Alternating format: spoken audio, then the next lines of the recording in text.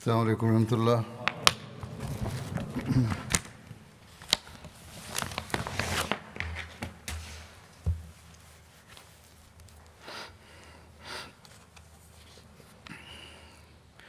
أشهد أن لا إله إلا الله وحده لا شريك له وأشهد أن محمدا عبده ورسوله أما بعد فأعوذ بالله من الشيطان الرجيم بسم الله الرحمن الرحيم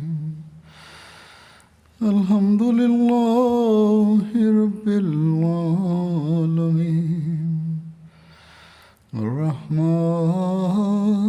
الرحيم مالك يوم الدين إياك نعبد وإياك نستعين اهدنا الصراط المستقيم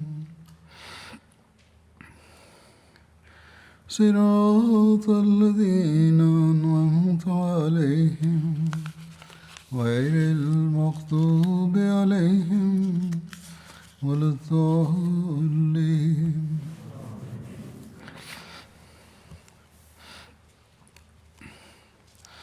जैसा कि गुज़िश्ता जुमे में बताया था मैंने, Comme je l'avais dit précédemment, aujourd'hui j'évoquerai les campagnes menées par le calife Abu Bakr radhiyallahu anhu contre les Persans. Une des batailles qui a eu lieu était la bataille de Dhat al-Salasil ou la bataille de Kazima. Cette bataille a eu lieu au cours du mois de Muharram en l'an 12 de l'Hégire. Cette bataille est connue sous trois noms: Dhat al-Salasil, Kazima ou la bataille de Hafir. Cette bataille est connue sous le nom de la bataille Dhat al-Salasil ou la bataille des chaînes pour la raison suivante. En arabe, Salasil est le pluriel de Silsila qui signifie chaîne.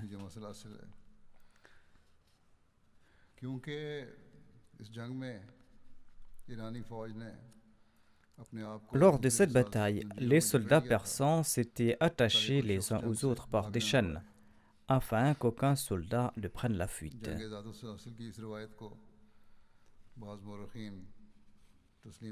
Certains historiens mettent en doute ces faits. Cette bataille entre les musulmans et les Persans s'est déroulée tout près de Kazima, d'où le nom de la bataille de Kazima. Kazima est un hameau situé entre Basra et le Bahreïn sur le Saif al-Bahar. Cette bataille est aussi connue comme la bataille de Hafir en raison du lieu portant le même nom et où elle s'est déroulée. Khalid bin Walid était le commandant musulman lors de cette bataille et Hormuz était le général persan. L'armée musulmane comprenait 18 000 soldats.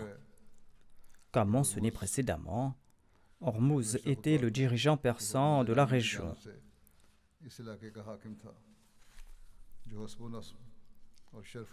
Il était supérieur en statut à de nombreux Persans en raison de sa lignée et en raison de sa noblesse.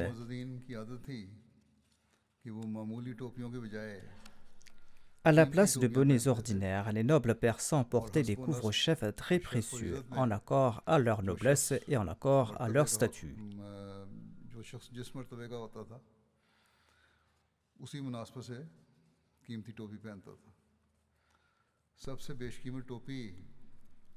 Ceux de la plus haute noblesse portaient des coiffes valant 100 000 dirhams.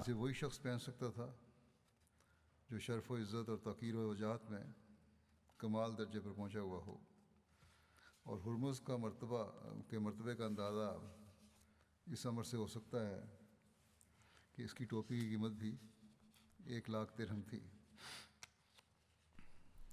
ईरानियों के नज़दीक तो इसकी वजाहत मुसल्लम Le थी couvre-chef de Hormuz valait 100 000 dirhams et cela indique l'importance de son जिसको statut. नफरत की निगाह से देखा जाता था क्योंकि वो उन अरबों पर तमाम सरहदी उमरात से Les ज़्यादा Persans lui accordaient un éminent और जुल्म statut, करता था mais les Arabes vivant अरबों dans की les नफरत frontières de l'Irak किस्सत le तक पहुंची हुई थी détestaient, यानी गैर car मुसलमान Hormuz जो थे était l'un des pires gouverneurs de किसी cette शख्स की frontière dans son खबासत का जिक्र traitement à करते l'égard हुए des Arabes. हुर्मुज़ का नाम बतौर ज़रबुल Ces मिसल Arabes लेने non के लिए musulmans nourrissaient à son égard une telle haine qu'il était devenu pour eux un parangon proverbial de méchanceté, फलां de हुर्मुज़ से sorte भी qu'ils ज़्यादा disaient बदफितरत celui-là est plus infâme qu'Hormuz, फलां शख्स हुर्मुज़ ou से भी ज़्यादा celui-là est एहसान plus méchant फरामोश है qu'Hormuz, ou और que इसी वजह से celui-là est Hormuz plus ingrat तो qu'Hormuz. अरबों के पै दर पै छापों और झड़पों का भी सामना करना C'est pour cette raison qu'Hormuz a dû faire और face दूसरी तरफ à des हुर्मुज़ raids et की des escarmouches झड़पें de la part des Hindustan के Arabes. बहरी कज़ाकों से भी होती रहती थी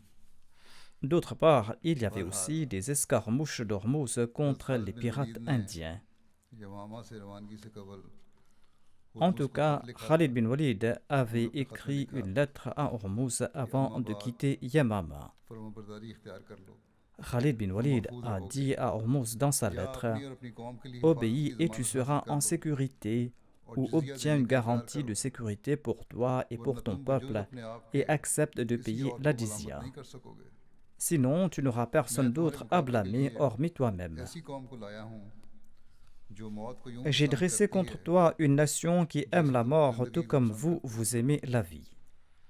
जब हज़रत खालिद का Lorsque खत la हुर्मुज़ lettre de के पास Khalid bin पहुंचा Walid est parvenue à Hormuz, उसने il a दबिश envoyé la nouvelle à Ardashir शाह Shah, किसरा को le roi इसकी इत्तला persan, दी et il a mobilisé ses और अपनी forces. फौजें जमा की और एक तेज रॉ दस्ते Hormuz को s'est लेकर rendu immédiatement à Kazima avec un फौरन détachement हज़रत rapide खालिद pour के मुकाबले rencontrer के Khalid लिए bin Walid.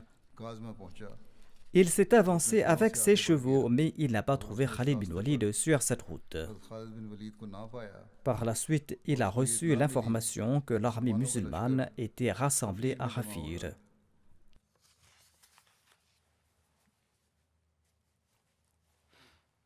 इसलिए पलटकर हफीर की तरफ रवाना हुआ हफीर C'est pour बसरा cette से raison qu'il a fait मक्के की जानब demi-tour et il s'est dirigé vers और Hafir. मक्के की तरफ जाते हुए पहली Hafir मंजिल était la première étape वहां sur le पहुंचते ही chemin अपनी फौज menant की de सरबराही Bassoura à la Mecque.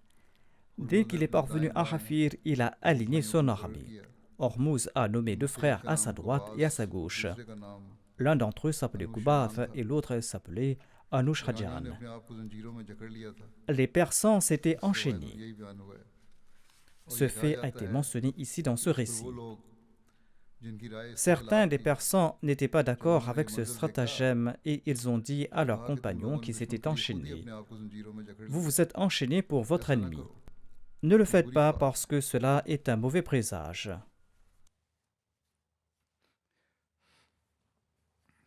इसका उन्होंने जवाब दिया जो इस हक में थे कि जंजीरों में Ceux qui जकड़ा s'étaient जाए enchaînés ont हमारे répondu aux मुतल्लिक हमें autres, इत्तला मिली है nous savons que vous कि तुम avez भागने का l'intention de इरादा रखते हो fuir.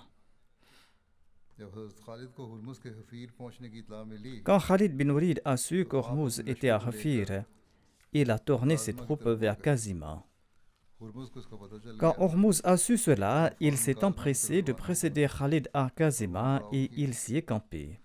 हुर्मुज़ और उसके लश्कर ने सफाराई की और पानी Hormuz पर et son मुसल्लत armée हुए se sont alignés et ils ont जब pris le हज़रत खालिद contrôle de बिन l'eau. वलीद आए Lorsque Khalid bin Walid तो est उनको ऐसे arrivé, मुकाम पर उतरना पड़ा il a dû जहाँ s'arrêter à un पानी नहीं endroit où il n'y avait pas d'eau लोगों ने et आपसे ses इसकी शिकायत soldats s'en की sont plaints. आपके मुनादी ने ऐलान किया कि सब लोग Un उतर héros पड़े a annoncé que सामान tous नीचे les hommes उतारो doivent mettre pied à terre et और दुश्मन से déposer leurs पानी के लिए bagages लड़ाई et करें combattre क्योंकि वो l'ennemi खुदा pour l'eau. पानी पर उसी Car की par मदद Dieu, करता le होगा groupe le plus ferme des दोनों deux ग्रोहों groupes में से prendra ज़्यादा le contrôle de सरफराज l'eau रहेगी et sera और le दोनों plus लश्करों में honorable des deux ज़्यादा armées. मुअज़्ज़ज़ होगी इस पर सामान उतार लिया गया Les सवार फौज soldats अपनी ont जगह खड़ी descendu रही leurs bagages, पैदल la फिर cavalerie n'a लश्करनी pas की bougé de sa place, दुश्मन पर l'infanterie s'est हमलावर हुई avancée et a attaqué दोनों तरफ l'ennemi. लड़ाई शुरू हुई तो अल्लाह ने एक Lorsque बदली les भेजी combats ont débuté des deux मुसलमानों की côtés, सफ़ों के Allah a पीछे envoyé बारिश un हुई nuage et la pluie मुसलमानों को est इसकी कुव्वत tombée मिली derrière les rangs des musulmans Hormuz ने et हज़रत ils en ont Khalid tiré de la के force. लिए एक साजिश तैयार की Hormuz a préparé un उसने अपने complot दफाई pour दस्ते से Khalid. कहा il a dit à son détachement de défense qu'il va inviter Khalid pour un duel. Il a dit « Je vais retenir son attention et vous devez attaquer Khalid en secret ». Ainsi donc, Hormuz est sorti sur le terrain et Khalid est descendu de son cheval. Hormuz est également descendu de son cheval et il a invité Khalid pour un duel. Khalid a marché vers lui et tous deux se sont battus. Ils ont échangé des coups. Khalid a pu battre Hormuz et la défense d'Hormuz, agissant par traîtrise, a attaqué Khalid et l'a encerclé. Généralement, lors des duels, aucune tierce personne ne lance d'attaque contre un des combattants.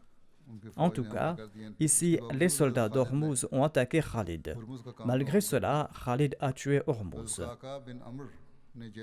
Dès qu'Al-Qaqa bin Amr a vu la perfidie des Persans, il a attaqué les défenseurs d'Hormuz et il les a encerclés et il les a mis à mort. Les Persans ont été vaincus et ont pris la fuite. Qubaz et Anushhajan faisaient partie de ceux qui se sont enfuis. Les musulmans ont poursuivi les Persans dans l'obscurité de la nuit et ils les ont tués jusqu'au grand pont de l'Euphrate où se trouve aujourd'hui Bassora. À la fin de la bataille, Khalid a réuni le butin. Il y avait également des chaînes égales à la charge d'un chameau. Leur poids était d'environ 1000 rattal, soit environ 375 kilos.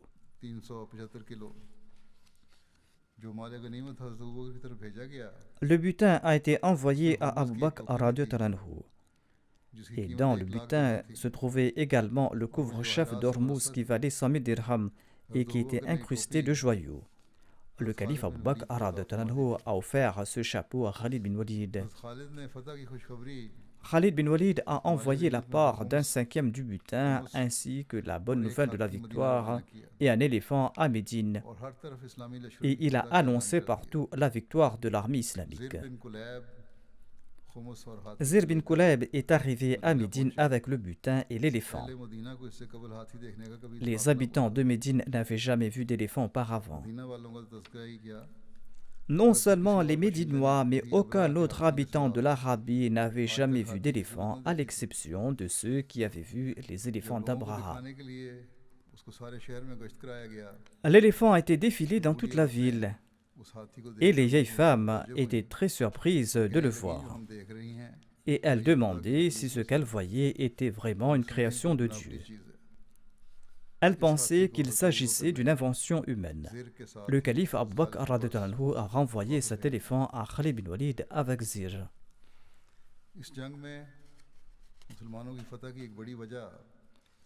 L'une des principales raisons de la victoire des musulmans lors de cette bataille était la politique du calife Abu Bakr radhiyallahu anhu. Politique qu'il avait formulée concernant les paysans d'Irak et politique qui a été strictement suivie par Khalid bin Walid. Dans le cadre de cette politique, il n'a pas tourmenté les paysans et il leur a permis de rester là où ils s'étaient installés et il ne leur a pris aucune rançon ou aucun impôt à l'exception d'une modique somme en guise de jizya. Les cavaliers de la bataille de Dhat Salasil ont reçu la somme de 1000 dirhams et les fantassins ont reçu un tiers de cette somme.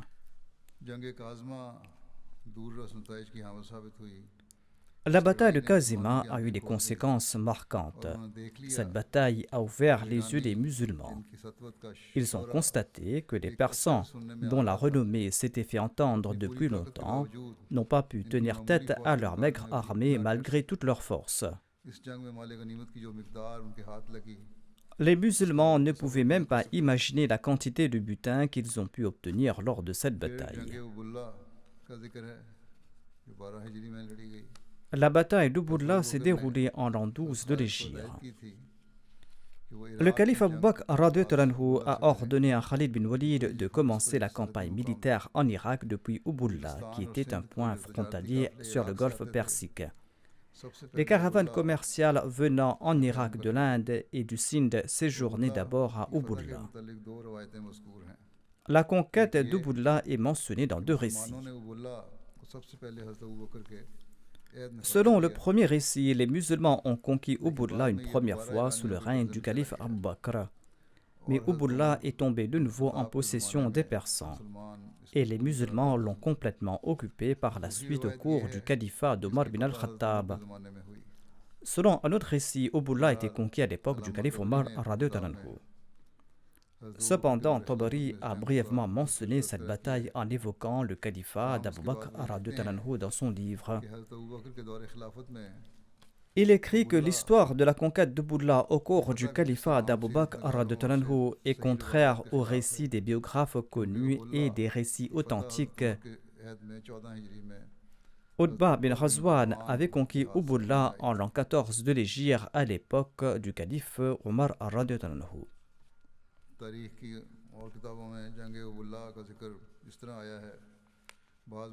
Voici les faits sur la bataille d'Ubulla selon les recueils d'histoire. Certains historiens disent que cette bataille a eu lieu la première fois à l'époque d'Abu Bakr radhiyallahu anhu, mais certains nient ces faits, ajoutant que cette bataille a eu lieu au cours du califat d'Omar.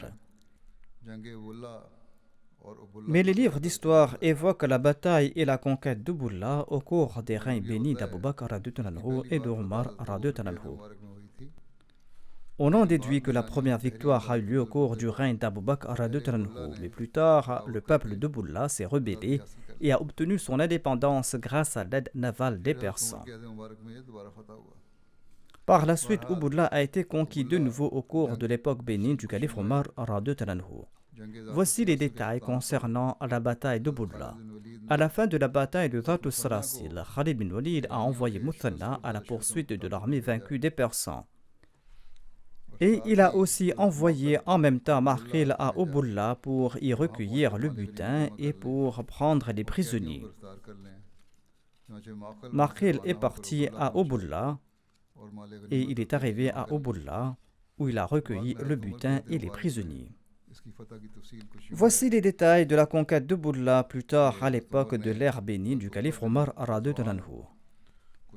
Le calife Omar radhiyallahu anhu a envoyé Utba bin Ghazwan à Basura en l'an 14 ou en l'an 16 de l'Hégire. Utba est resté là-bas pour un mois. Les gens d'Ubulla sont sortis pour le combattre. Ils étaient 500 soldats persans qui étaient chargés de protéger Ubulla. Utba les a combattus et les a vaincus. Et les Persans sont entrés dans la ville et Utba est retourné dans son armée. Allah a frappé de terreur les Persans, ils ont abandonné la ville, ils ont pris leurs bateaux avec leurs bagages et ils ont traversé le fleuve. C'est ainsi que toute la ville était vide. Les musulmans sont entrés dans la ville. Ils ont obtenu beaucoup de biens, des armes et d'autres objets. Ils ont aussi fait des prisonniers. La part du Khums a été déduite de tous ces biens et le reste du butin a été distribué parmi les combattants. Le nombre de musulmans était de 300.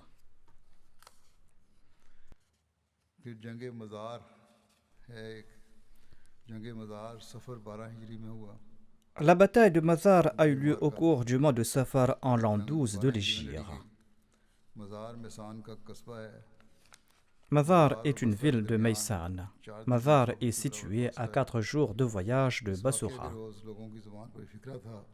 Le jour de cette bataille, les soldats disaient « Le mois de Safar est là, et tous les cruels et les rebelles seront tués là où les rivières se rencontrent. » Hormuz était le rival de Khalid bin Walid lors de la bataille de Dhat al-Salasil. Il avait écrit à son roi pour obtenir de l'aide. Et le roi avait envoyé une armée sous la direction de Karin pour l'aider. Cette armée était arrivée à Mazar lorsqu'elle a reçu la nouvelle de la défaite de Hormuz et la mort de Hormuz lors de la bataille de Dhat al-Salasil. Les troupes vaincues d'Hormuz étaient également venues rencontrer Karin à Mazar. Et les soldats d'un détachement disaient aux autres troupes « Si vous êtes divisés aujourd'hui, vous ne pourrez plus jamais vous rassembler. Ainsi donc, rassemblez-vous pour relancer l'attaque tout de suite. » L'armée en déroute et les nouveaux renforts qui arrivaient, ou la nouvelle armée qui venait de la Perse se sont rencontrés et ils s'encourageaient mutuellement à combattre. Les vaincus qui s'étaient enfuis disaient: la nouvelle armée est arrivée avec le soutien du roi et Karin est son général. Il se peut que Dieu nous accorde le dessus et que Dieu nous délivre de notre ennemi et que nous puissions couvrir nos pertes. Ils ont suivi ces consignes et ils ont campé à Mazar. Karin a nommé Qubadh et Anushhajan à l'avant-garde. Ils s'étaient échappés lors de la bataille de Dhat Salasil.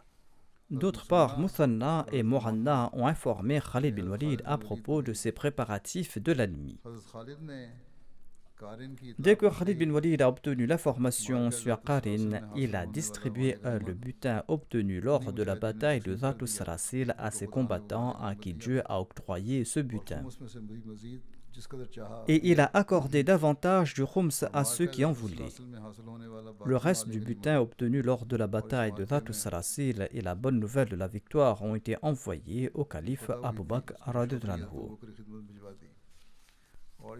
Khalid bin Walid a également informé le calife que les forces vaincues lors de la bataille de Dhat Salasil ainsi que la nouvelle armée sous l'égide de Karin s'étaient rassemblées en un seul endroit. Khalid est parti de là et il s'est approché pour affronter l'armée de Karin sur le champ de bataille à Mazar. Et il a aligné son armée. Le combat a éclaté entre les deux belligérants et ils se sont battus avec beaucoup de férocité. Karin est sorti pour défier les musulmans au combat individuel. Khalid et Maqil bin Asha se sont avancés pour le rencontrer. Tous deux ont couru vers Karin, mais Maqil a atteint Karin avant Khalid et il l'a tué. Asim a tué Anushhajan et Adi a tué Qubadh. Après la mort de ces trois chefs, les Persans ont perdu le courage et ils ont abandonné le champ de bataille. Un grand nombre de Persans ont été tués lors de cette bataille et ceux qui ont été repoussés ont fui dans leurs bateaux. Khalid bin Walid est resté à Mazar et il a offert les biens de chaque victime persan, quelle que soit leur valeur, aux combattants qu'il avait tués. Il a également distribué les biens entre eux. Et il a également donné une part du khums à ceux qui se sont distingués lors du combat. Et le reste du khums a été envoyé à Médine avec une délégation dirigée par Saïd bin Norman. Selon un récit, 30 000 Persans ont été tués lors de cette bataille, en sus de ceux qui se sont noyés dans le canal. On dit que si l'eau n'avait pas fait office d'obstacle, pas un seul d'entre eux n'aurait survécu. Les fuyards étaient désorganisés et ils ont tout abandonné derrière eux. Après la bataille, ceux qui ont pris part au combat et ceux qui ont soutenu l'armée persane ont été emprisonnés avec leurs familles. Abul Hassan Basri faisait également partie de ces prisonniers. Abul Hassan Basri était l'imam de Hassan Basri, qui était un célèbre prédicateur et soufi de Bassora. Il s'était converti à l'islam. On raconte qu'après l'emprisonnement d'Abul Hassan Basri, il a été emmené à Médine où sa maîtresse l'avait libéré. Après cette victoire, la population a été traitée avec une grande indulgence. Les paysans et les autres ont été incités à payer la jizya sans aucun inconvénient.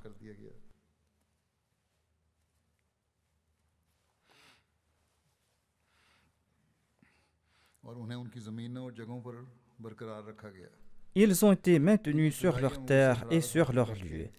Après s'être libéré de ses affaires initiales, Khalid bin Walid s'est tourné vers l'administration de la région conquise. Des fonctionnaires ont été nommés pour collecter la jizya. Pour la protection du territoire conquis, il a stationné des troupes à Hafir et à Disr A'zam, qui était le plus grand pont. Ces troupes ont été mieux organisées et il a placé tous les détachements sous la direction des officiers et il leur a donné des consignes très strictes, notamment d'être vigilants concernant les mouvements secrets et ouverts de l'ennemi et de les combattre quand l'occasion se présentait. Quelle plus grande preuve de la maîtrise de l'art de la guerre par Khalid bin Walid que dès le début de son avancée en terre persane, les puissantes armées de Khosroès ont commencé à être vaincues et leur courage et leurs ambitions se sont refroidis. La bataille de Mazar a eu lieu à une courte distance de Hira, Hira qui est située à mi-distance entre le golfe Persique et Madain. Après s'être occupé des derniers aspects de cette bataille, Khalid bin Walid s'est mis en route pour s'informer des mouvements de l'ennemi et pour s'assurer que l'ennemi ne se rassemblait pas contre les musulmans.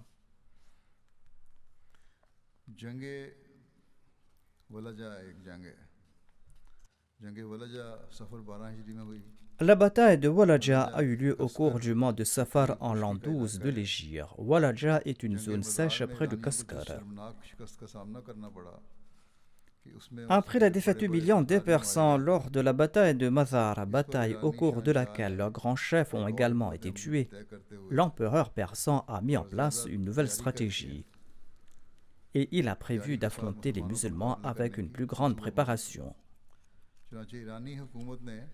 Ainsi donc, l'État persan a invité à la cour du roi persan les dirigeants de la tribu Bakr bin Wa'il, une grande tribu de chrétiens qui vivaient en Irak. Et les Persans les ont persuadés de se battre contre les musulmans et à mettre en place une armée. Cette armée a été placée sous le commandement d'un célèbre chevalier nommé Andarzakar. Et cette armée est partie pour Walaja. Bakr bin Wa'il était une très grande tribu chrétienne en Irak. L'empereur Ardashir les a convoqués et il a formé une armée de cette tribu chrétienne et il les a envoyés à Walaja pour combattre les musulmans.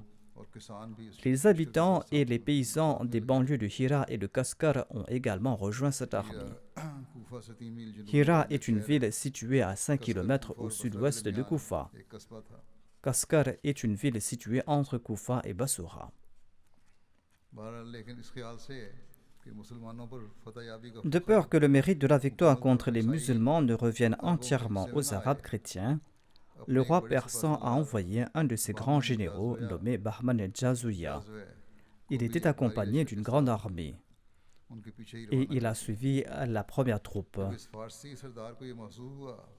Lorsque ce chef persan s'est rendu compte que son armée était devenue très importante, il a décidé d'attaquer Khalid bin Walid. Khalid bin Walid était tout près de Bassoura lorsqu'il a reçu la nouvelle du rassemblement de l'armée persane à Walaja. Et il a pensé qu'il était plus approprié d'attaquer l'armée persane à partir de 3 directions, afin que leur base soit dispersée. Ainsi, l'armée persane serait en difficulté par une attaque surprise. Khalid bin Walid a nommé Suwayd bin Mukarrin comme son suppléant. Et il lui a ordonné de rester à Rafir et de partir à la rencontre des gens qu'il avait laissés sur la rive inférieure du fleuve Tigre. Il leur a ordonné d'être à l'affût de l'ennemi à tout moment et de ne pas être négligent ou complaisant. Il a pris son armée et il a avancé vers Walaja. Et il a fait face à l'armée ennemie et à ses partisans. Une bataille féroce a eu lieu. Khalid bin Walid avait tendu une embuscade des deux côtés de l'ennemi par des combattants et finalement, les deux troupes embusquées ont attaqué l'ennemi des deux côtés. Les forces persanes ont fui dans la déroute, mais Khalid bin Walid les a encerclés par le front et les deux troupes ont tendu une embuscade par derrière. Ainsi, l'armée ennemie a été entièrement submergée tant et si bien qu'aucun soldat ennemi ne s'est soucié de la mort de son compagnon. Le commandant de l'armée ennemie a été vaincu et tué. Khalid bin Walid a traité les partisans de la même manière, c'est-à-dire qu'il n'a pas touché à aucun de ses partisans et il n'a pas tué aucun d'entre eux. Il a fait prisonnier uniquement les descendants des combattants et leurs partisans et il a invité les populations à payer la jizya et à devenir des ennemis. Ce sont des conditions qu'ils ont tous acceptées. La bataille de Oulays a eu lieu au cours du mois de Safar en l'an 12 de l'Hégire. Oulays était également un des hameaux de la région d'Ambar en Irak. La défaite de la tribu de Bakr bin Wa'il et une autre défaite écrasante des Persans aux mains de Khalid bin Walid le jour de Walaja ont enragé leurs compatriotes chrétiens. Ils ont écrit des lettres aux Persans et ces derniers ont correspondu avec eux et tous se sont réunis à Oulaïs. Abdul Aswad Ijli a été nommé leur chef. Le roi persan a demandé à Bahman Jazouya de se rendre à Oulaïs avec son armée et de rencontrer les chrétiens de la Perse et d'Arabie qui y sont rassemblés.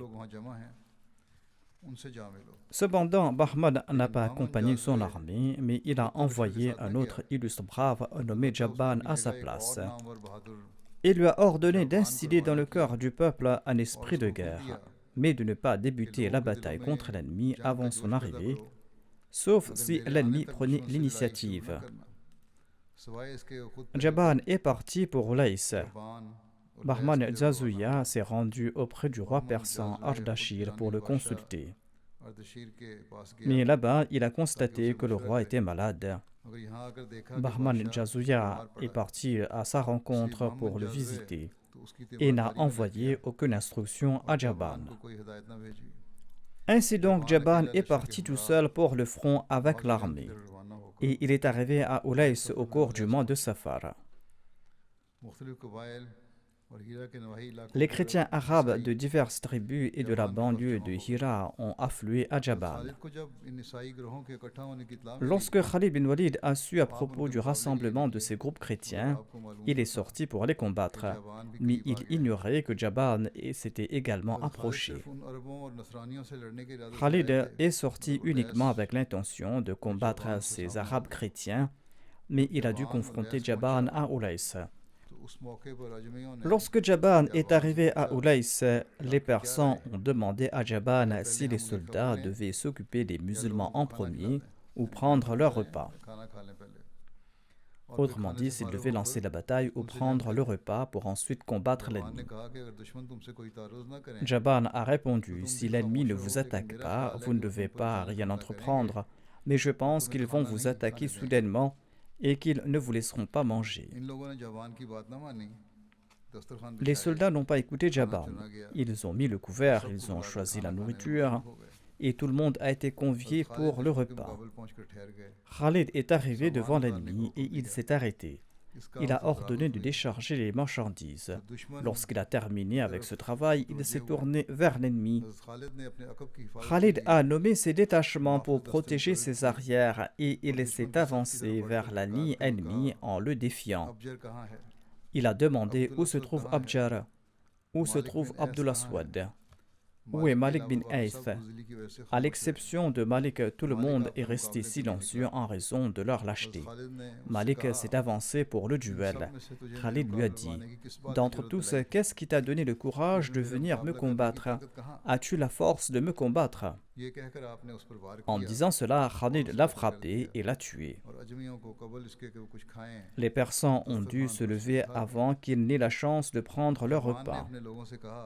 Jabban a dit à ses soldats: ne vous avais-je pas demandé de ne pas commencer à manger? Par Dieu, aucun général ne m'a jamais terrifié comme celui d'aujourd'hui lors de cette bataille. Quand les soldats n'ont pas pu prendre leur repas, eh bien, pour exhiber leur bravoure, ils ont déclaré: nous laissons la nourriture pour l'instant jusqu'à ce que nous nous débarrassions des musulmans. Nous allons revenir manger par la suite. Jabban a déclaré: par Dieu, je pense que vous avez gardé cette nourriture pour l'ennemi. C'est-à-dire, ne pensez pas que vous allez retourner triomphant pour ensuite manger cette nourriture.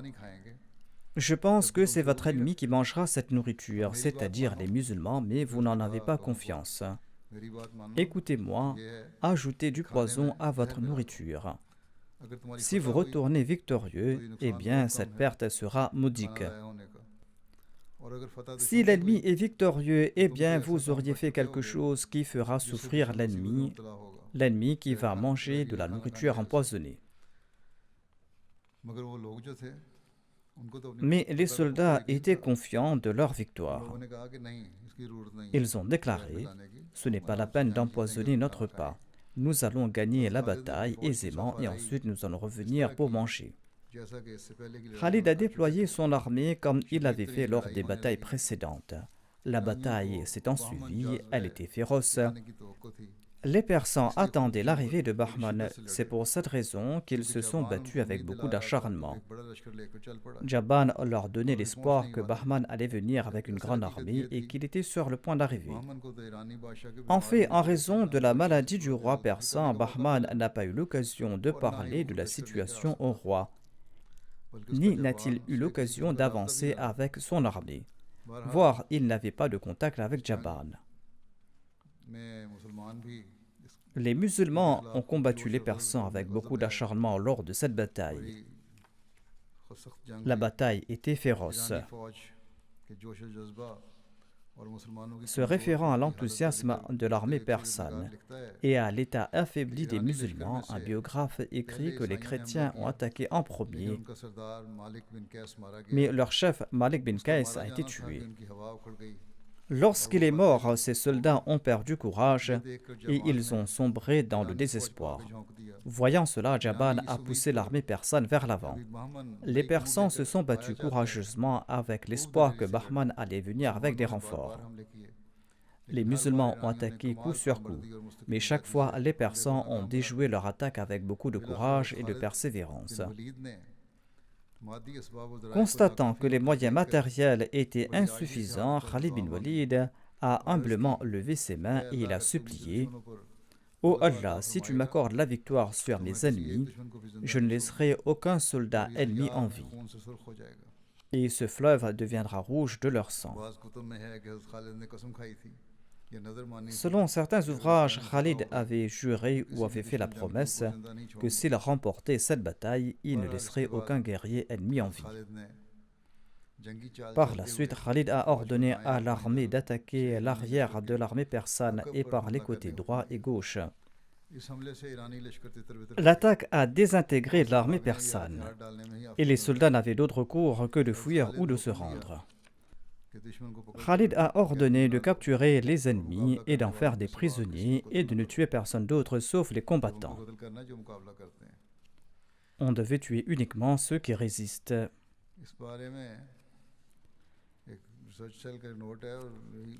La cellule de recherche a présenté une note à ce propos. Et selon moi, la conclusion semble correcte. De nombreux biographes et historiens, dont Tabari, ont mentionné que selon la promesse faite par Khalid dans sa prière, ces prisonniers ont été tués et jetés dans le canal tout au long d'une journée et d'une nuit, rendant ainsi l'eau de ce canal rouge de leur sang. C'est-à-dire, non seulement se sont-ils battus contre les guerriers ennemis, mais ils ont également tué des prisonniers, et c'est pour cette raison que ce canal est connu comme le Naharuddam ou le canal du sang. Mais cela ne semble pas être vrai, notamment que des prisonniers ont été tués et que leur sang a été jeté dans le canal.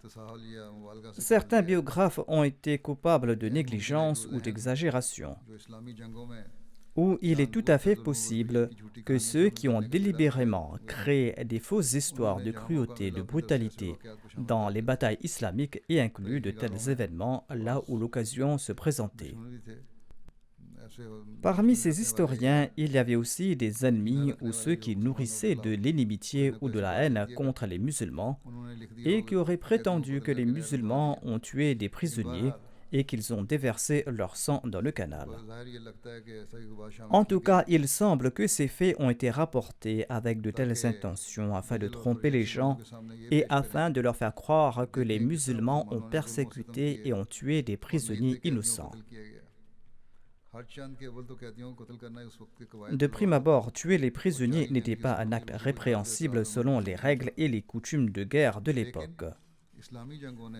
Mais durant les guerres islamiques, en particulier à l'époque du saint prophète Mohammed lui et de ses califes bien guidés, des prisonniers n'ont pas été tués de cette façon.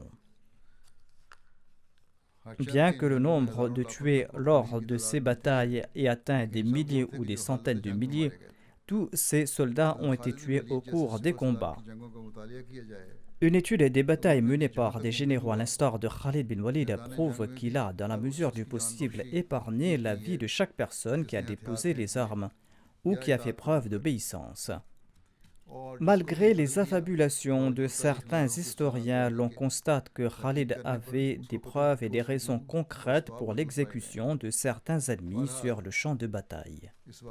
En tout cas, une étude de ces faits démontre que cela semble être une histoire fabriquée de toutes pièces. En effet, certains des historiens et des biographes qui décrivent en détail ces lieux et les moindres aspects de ces événements n'ont même pas mentionné cet incident sur l'exécution des prisonniers. Cela prouve donc qu'il s'agit d'histoires fabriquées de toutes pièces. Un des écrivains est connu pour la liberté de son opinion et évoque sur l'histoire des faits contestables et inacceptables. Ayant mentionné cet incident, il affirme que les narrateurs ont exagéré à l'extrême les faits de cet incident. Certes, la rigueur de Khalid contre les ennemis de l'islam prenait une telle ampleur qu'Al-Qaqa et ses compagnons n'arrivaient plus à le supporter. En d'autres termes, il était sévère envers les prisonniers, mais il est faux de dire qu'il les a tués. De même, un auteur évoque cet incident en suggérant que les Persans n'ont pas été tués et jetés dans le canal. Il écrit que Khalid a attaqué les chrétiens et a détruit les rangs des soldats persans avec une telle rapidité comme s'ils étaient faits d'argile et non de chair et de sang. Les Persans étaient étendus sur toute la longueur. Ils formaient un demi-cercle en forme de croissant et ils poussaient les musulmans dans un étau. Les Persans et les Arabes chrétiens avaient encerclé les musulmans et ils se battaient avec une grande ferveur. Mais les chrétiens n'avaient pas l'enthousiasme avec lequel les musulmans combattaient. Tout musulman est devenu un lion assoiffé de sang et découpait les chrétiens comme de la mauvaise herbe. Certes, les Persans tuaient et blessaient également les musulmans, mais peu d'entre ces derniers tombaient, et ceux qui étaient blessés se battaient avec encore plus de ferveur. Les Persans mouraient en si grand nombre que leurs cadavres jonchaient le champ de bataille, et tout Persan blessé quittait le champ de bataille. Les musulmans avaient tué un si grand nombre que leurs vêtements étaient tachés de sang. Même les vêtements de Khalid étaient couverts de sang. Le sol était arrosé du sang des Persans, et l'excès de sang a commencé à couler comme de l'eau. Finalement, les Persans ont été vaincus et ils ont fui dans le désespoir. Les musulmans les ont poursuivis et n'ont cessé de les tuer et de les arrêter sur une longue distance. Les Persans ont fui dans un tel désespoir que des milliers de leurs soldats sont tombés dans le fleuve et se sont noyés. Quand les Persans sont partis, c'est là que les musulmans sont revenus. 70 000 Persans ont été tués dans cette bataille, 138 musulmans sont tombés en martyrs. Cependant, les historiens se demandent également comment les musulmans ont tué un si grand nombre de Persans. Un historien a soulevé cette question. Même si l'on accepte comme vrai l'incident de l'eau du canal devenant rouge de sang, cela aurait pu être en raison de la noyade des soldats blessés.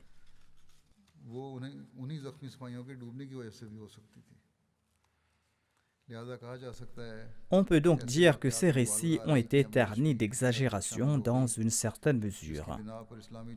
Cela a offert des opportunités à certains qui s'en sont pris aux batailles de l'islam et qui s'en sont pris à la personne de Khalid bin Walid. Ils ont accusé les musulmans d'avoir commis des atrocités lors de ces batailles.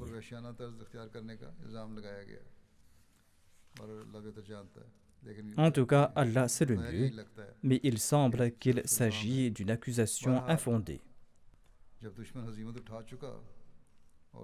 L'ennemi a subi des pertes et son armée s'est dispersée, et les musulmans ont fini de les chasser et sont revenus. Par la suite, Khalid s'est présenté devant la nourriture et il a déclaré « Ceci est pour vous, je vous l'offre, ceci est à vous. » Quand l'envoyé d'Allah, sallallahu alayhi wa sallam, trouvait de la nourriture préparée par l'ennemi ayant fui le champ de bataille, il distribuait ce repas à son armée. Les musulmans ont consommé ce repas comme dîner. 70 000 soldats ennemis ont péri lors de la bataille d'Ulays comme mentionné. Voici le récit de la victoire d'Amrishia. Allah l'a conquis sans aucune bataille en l'an 12 de l'Hégire. Amrishia est le nom d'un lieu en Irak. Khalid a terminé avec la victoire d'Ulays. Il a fait des préparatifs et il s'est rendu à Amrishia. Mais avant son arrivée, les habitants avaient rapidement abandonné la ville et s'étaient enfuis et se sont dispersés dans le Sawat.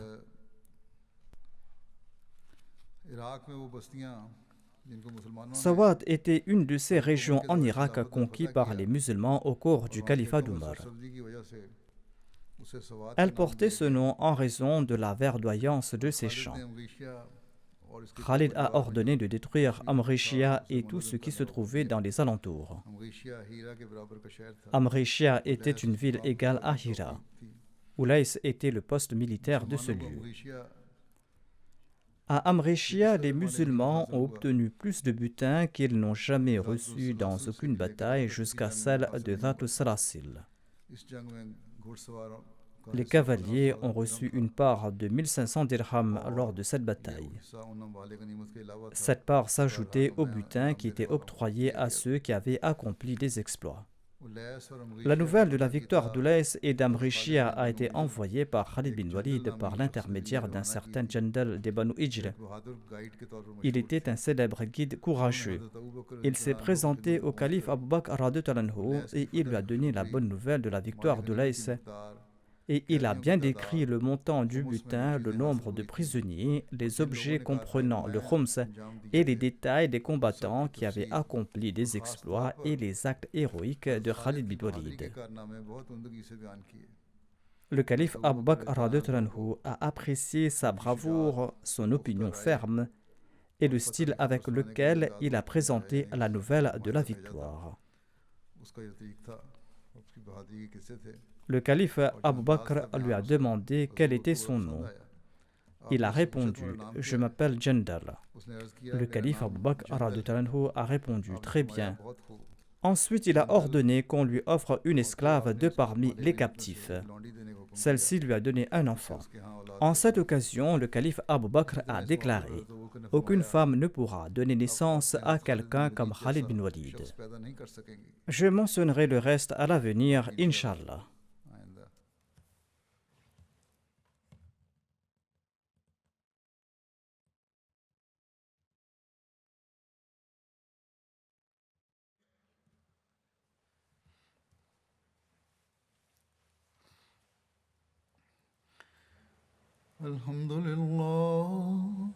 الحمد لله نحمده ونستعينه ونستغفره ونؤمن به ونتوكل عليه ونعوذ بالله من شرور أنفسنا ومن سيئات أعمالنا من يهده الله فلا مضل له ومن يضلل فلا هادي له ونشهد أن لا إله إلا الله ونشهد أن محمدا عبده ورسوله عباد الله رحمكم الله إن الله يأمر بالعدل والإحسان وإيتاء ذي القربى